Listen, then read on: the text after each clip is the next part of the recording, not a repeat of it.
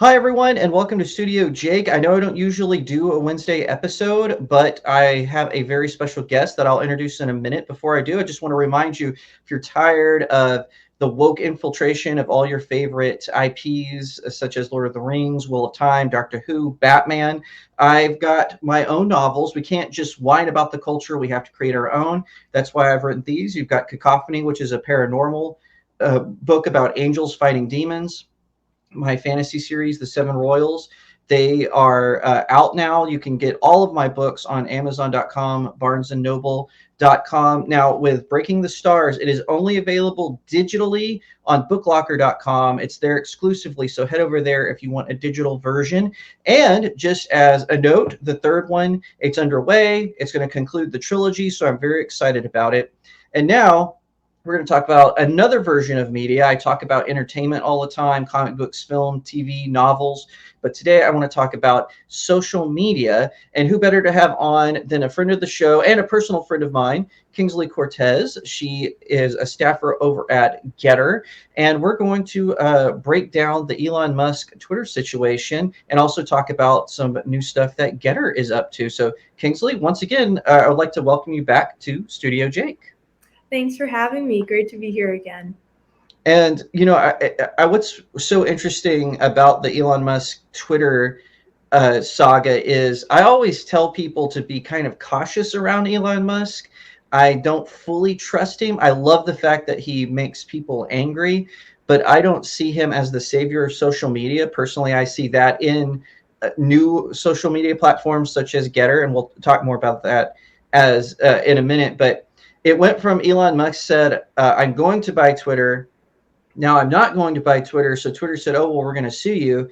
And now Elon Musk is kind of like, fine, I'll buy Twitter. I'm curious, what is your thought about the roller coaster of this Elon Musk Twitter saga? I think you are correct. I think Elon Musk has been very much an erratic character throughout this entire process and someone who is very unpredictable. Knowing the mind of Elon Musk, I think, is something that no one can claim to do. And I will say that, I think the reason he revived this $44 billion deal was in an attempt to avoid trial. It was about 2 days before he was set to testify. So I think that was a large kind of motivator for him in saying, you know what, I am going to go through with this deal. But I don't want to just criticize him. I do think he deserves a lot of credit for exposing just kind of the rotting, politically discriminatory culture that has become Twitter, unfortunately.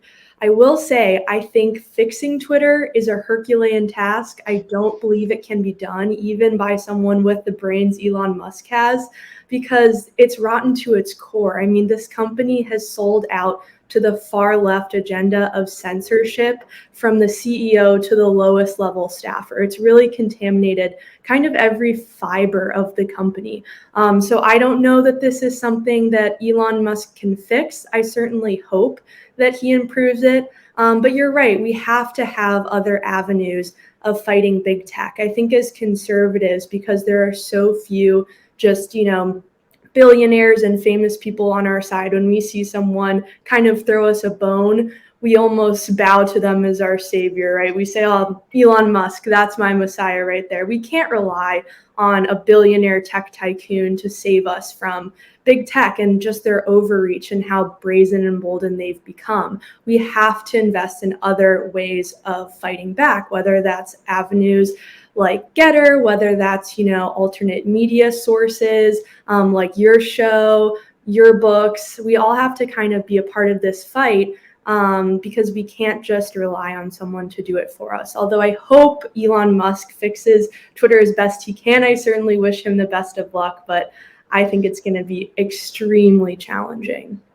And this is one thing I find very interesting was, they leaked some of the text messages back and forth between him and some of the people at Twitter. And I found two conversations in particular fascinating. One was the CEO, I believe his name is Paragwa or Parag, something like that. I don't mean to mispronounce his name. No disrespect. I have trouble pronouncing it.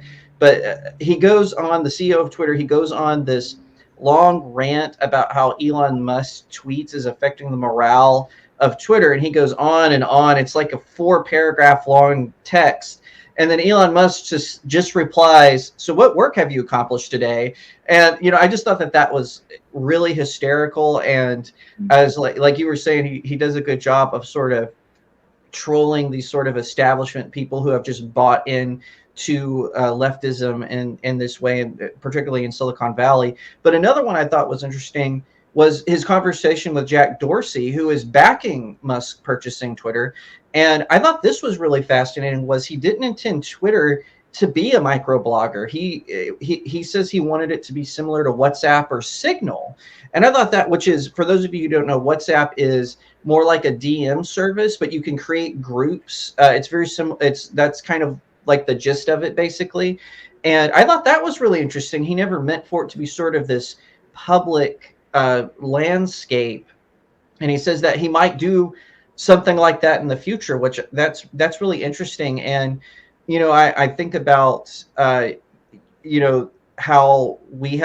social media has changed, because we went from message boards to blogging to microblogging, and then to Facebook. And what do you think is, because I haven't really seen something like that catch on, like as big as something like Instagram or Twitter, something like Signal or WhatsApp. Because to me, there's potential for leaks. I know we saw that with WhatsApp, and I'm going to forget the name of it. It starts with a T. Telegram, where they leaked the I think to the German government their users. And so to me, that seems like there could be some privacy issues there. Whereas Twitter, everything's public. Same with Facebook. Aside from DMs. But what do you think about that? Do you think that we will? Where do you think the winds of social media is going to go? Do you think it's going to go more toward sort of like a private, this is my small community, or do you think it's going to stay sort of in a public space? I'm just curious your opinion on that. Yeah, no, it's a great question. I would say I think that there's always going to be a place for both. I know that there's a lot of people who go to social media because they desire that community and they want to be able to connect with, long lost friends, their high school alumni, things of that nature. But then I would say platforms like Twitter, more the microblogging approach to these tech platforms, is really sort of news oriented, right? It's just instant knowledge. So I think people who are more maybe just news inclined absolutely love Twitter. But then people who just, want to know their neighbors and what events are happening in their small town this weekend, they're looking for something like a Facebook. Us at Gettr, we've kind of tried to cater to both. Again, we're only a year old, so both of those things we're constantly improving every day. But we really do want to be that breaking news component. We have a ton of live streamers that live stream around the clock, whether that's platforms like Real America's Voice, RSBN, things like that. So we really try to cater to that audience that wants instant news. But at the same time, we just recently rolled out our direct messaging feature, and groups are going to be released in the next 2 weeks. So you'll be able to, create groups of up to, I think 250 is our cap. So you'll be able to kind of, create interest groups and communicate with people through direct messaging. So we're really trying to kind of get both audiences on our side. But to answer your question, I think that both forms are here to stay. I think both are something that various demographics and age groups want and look for in these platforms. I agree. And shifting to one of the things that one of the reasons I think Twitter and Facebook has been successful is sort of they have an international appeal. Like the other day I was researching, because I consume a lot of Japanese media. I was researching, hey, what's the because I know China has Weibo, which is huge privacy problems, and also Bilibili, which is their version of YouTube. But I was researching, hey, what's the biggest in Japan? And in fact, it was Facebook. But one thing I've noticed is Gettr has made inroads into the international space. I've seen especially Gettr Brazil. I've seen Gettr Japan. I actually follow Gettr Japan. I love their visions, which, by the way, for those of you who don't know, visions are sort of like YouTube shorts on Gettr. I utilize them at least once a week. I love posting Gettr visions. It's so much fun.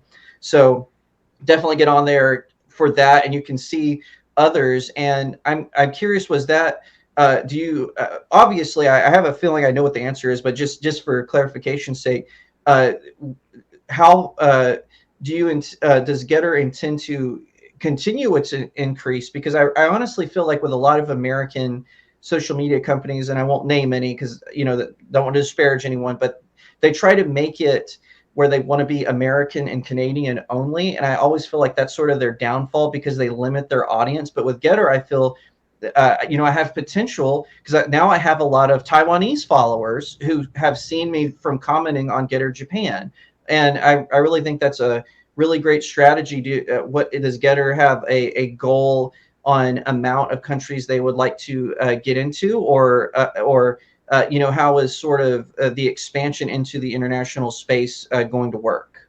Yeah, so great question. Our international growth is something that we're really, really excited about. We're about 50% international now, and then 50% of our users are in the US market. But when we launched Gettr, it was kind of interesting, just from a polling perspective and things like that. We basically found that about half of the US population feels that they've been censored in some way or know someone who's been censored.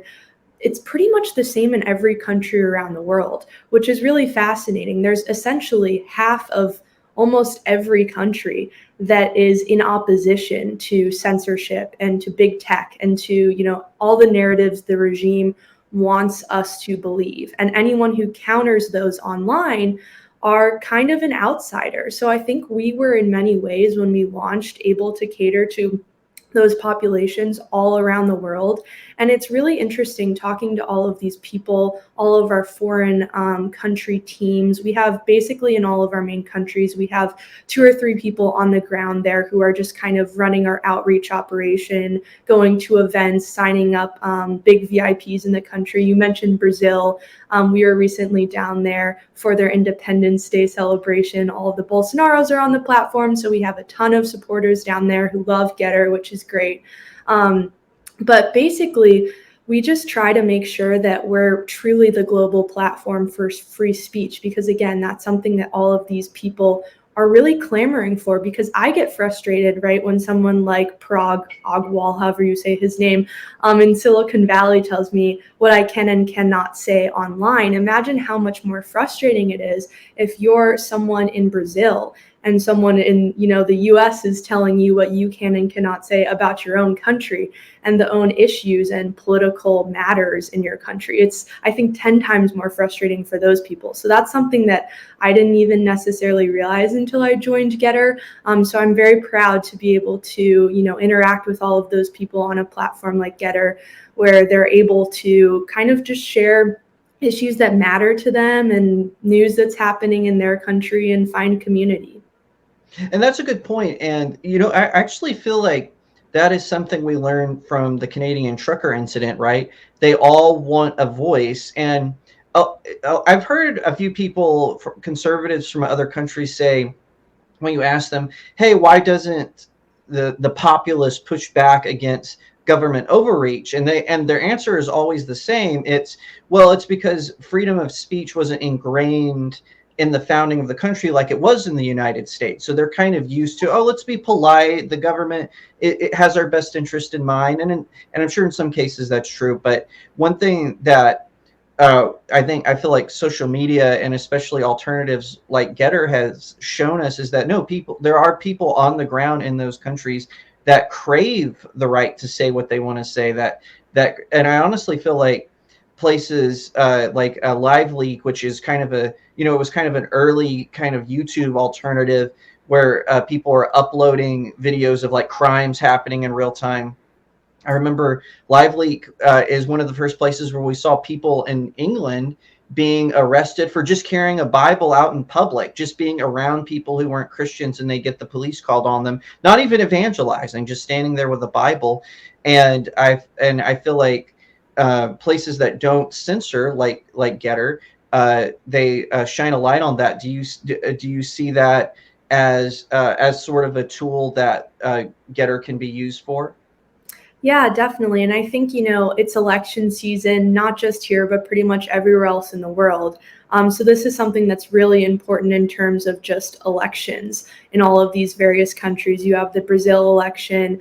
Austria just had elections. I believe they're one of our growing countries. So there are a lot of just, candidates out there who are really running together because, like you said, so many. It's funny, I get so frustrated because I feel our speech rights here in the United States are so infringed upon on a daily basis. But then you look at these other countries and it is so much worse. You're exactly correct in that. Freedom of speech is just not something that's protected.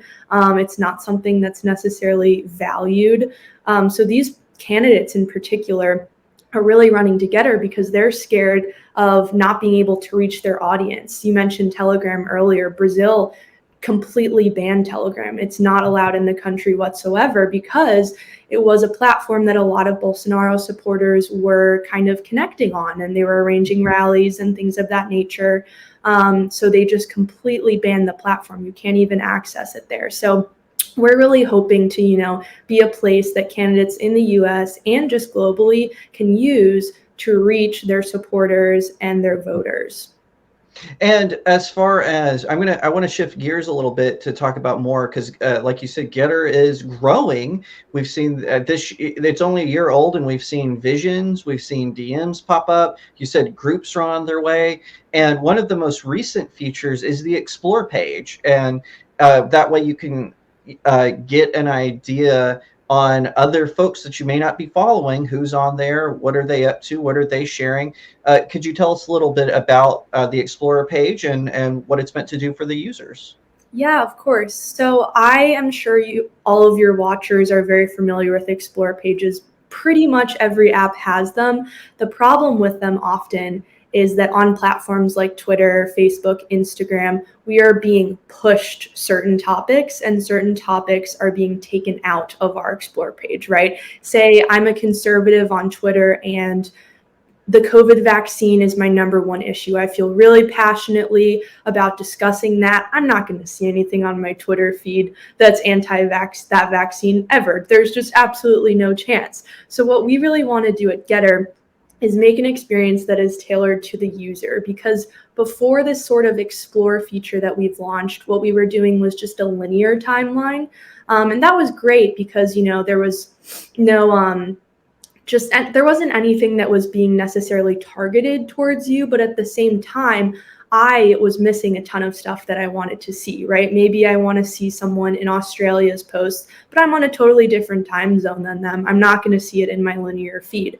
So a way we're kind of trying to correct that is through the Explore page, and we're going to have interest groups that new users can be a part of if they want to be. If you're interested in fashion, if you're interested in politics, if you're interested in sports, you can kind of indicate that just so that those topics show up on your timeline. And again, there's going to be no, manipulation of what's shown to you or not. It's purely just going to be categorical.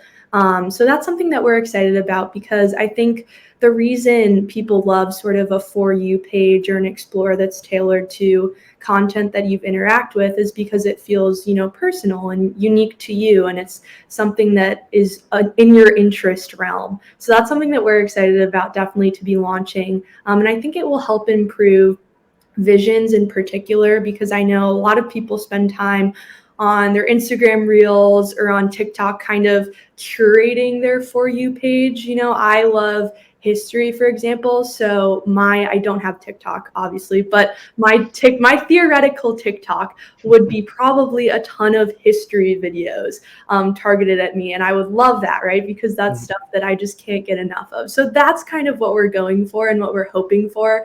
Again, this isn't going to be something, that's pushed on someone, or we're not going to have any topics that are removed or suppressed. But just that tailored experience and making it unique for each user is something that we're really trying to accomplish with this. Well, that's fantastic. And just for people who don't know, Kingsley, where can they find you? Yes, you can find me on Gettr. Kingsley Cortes is my handle, Cortez with an S. Same on Twitter, pretty much everywhere else. But definitely check us out on Gettr. It's a great community. like we discussed, we have a ton of new features that we're rolling out and continuing to grow and get more people. So come check us out. We love free speech and would love to have you. And of course, you can follow me on Gettr at Real Jacob Berry, same as Twitter, Instagram. And you can, if you want to check out my other socials, they're in the About page. Kingsley, thank you for coming on this fine Wednesday to talk about this. Thank you. If you liked that video, please leave me a comment. Let me know what you think. Give it a thumbs up. And I would be honored today if you would subscribe no matter what platform you're watching on. Please subscribe, hit that follow button, share it out all over the place, and check me out on some of my other socials. I've got links in the description below. Also, check out my website, StudioJakeMedia.com, and consider supporting this channel on StudioJakeMedia.locals.com. It really helps smaller creators out. I really appreciate it, and I'll see you next time right here on Studio Jake.